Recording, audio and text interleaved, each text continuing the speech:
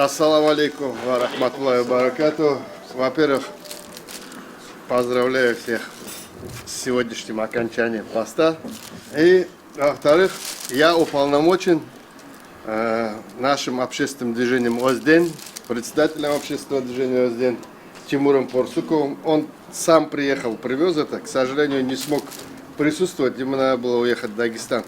Наградить нашего уважаемого Рустама Ямалиева за его неоценимый, можно сказать, или трудно переоценимый вклад в развитие татарского народа, в развитие тюркских народов, объединение всех народов тюркских.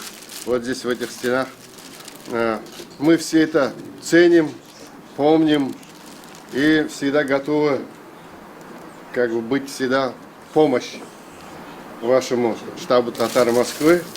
И награждается вот этим сертификатом почетным сертификатом от общественного движения Кумыкского ОСДЕН.